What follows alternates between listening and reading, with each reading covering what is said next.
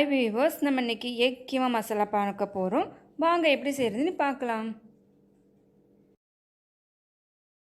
பண்ணுறதுக்கு ஃபஸ்ட்டு முட்டையை நல்லா வேக வைக்கணும். அதுக்கு ஒரு 4 முட்டை எடுத்து நல்ல சூடான தண்ணியில் 15 நிமிஷம் வேக வைக்கிறேன். அதுக்கப்புறம் இந்த முட்டையை நம்ம நார்மல் வாட்டருக்கு மாற்றுறோம். கூட கொஞ்சம் நார்மல் வாட்டரை ஆட் பண்ணிவிட்டு ஒரு 10 நிமிஷத்துக்கு அப்படியே விட்டுருதோம். 10 நிமிஷம் கழித்து முட்டையெல்லாம் ரெடியாக இருக்குது. இப்போ நான் முட்டையோட ஸ்கின்னை எடுக்கிறேன். இப்போ நான் அந்த முட்டைங்கள்லாம் நல்லா துருவ போகிறேன். இதுக்கு ஒரு மீடியம் ஹோல் சைஸ் உள்ள துருவல் எடுத்துக்கிறேன். ரொம்ப சின்ன ஹோலில் துருவினீங்கன்னா அது ரொம்ப முட்டையெல்லாம் மேஷ் ஆயிரும், அதுக்கப்புறம் சரியாக வராது. இப்போ நான் 4 முட்டைங்களும் நல்லா துருவி வச்சுருக்கேன். இதை பண்ணுறதுக்கு கடாயில் கொஞ்சம் எண்ணெய் விட்டு 2 பிரியாணி இலை, 1 அன்னாச்சி பூ, 2 துண்டு பட்டை, 2 கிராம்பு சேர்த்துட்டு நல்லா இதை பொரிக்க விடணும்.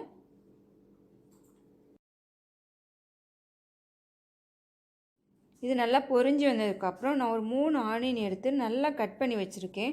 அந்த ஆனியனையும் ஒரு 1/2 டீஸ்பூன் உப்பையும் சேர்த்து நல்லா வதக்கணும். இது கூட நான் கருவேப்பிலையும் 2 பச்சை மிளகாயும் சேர்த்துக்கிறேன்.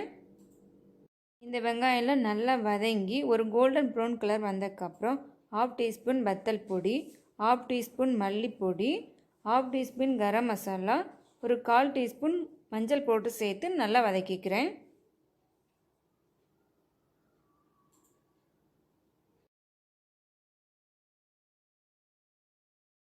இப்போ இது கூட ஒரு 1/2 டீஸ்பூன் இஞ்சி பூண்டு பேஸ்ட்டு சேர்த்து அதையும் நல்லா வதக்கிக்கிறேன். இந்த இஞ்சி பூண்டு பச்சை வாசனை எல்லாம் போனதுக்கப்புறம் நான் கட் பண்ணி வச்சுருக்க 2 தக்காளியும் கொஞ்சம் சால்ட்டும் சேர்த்து நல்லா வதக்கிக்கிறேன்.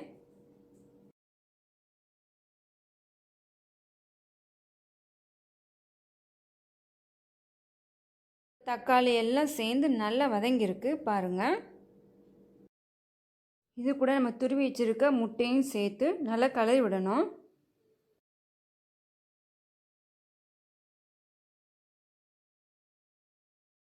இப்போ நான் இது கூட 1 கப் தண்ணி ஊற்றி அதை நல்லா கொதிக்க விடுறேன்.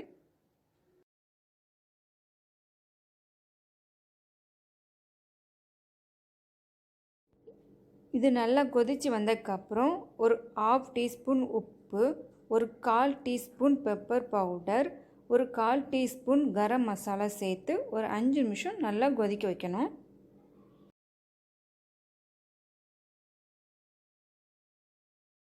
லாஸ்ட்டில் கொஞ்சம் மல்லி இலை சேர்த்து ஆஃப் பண்ணிட வேண்டியதான்.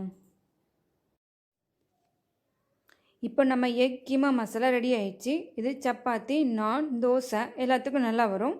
நீங்களும் வீட்டில் ட்ரை பண்ணி பார்த்துட்டு கமெண்ட் செக்ஷனில் கமெண்ட் பண்ணுங்கள்.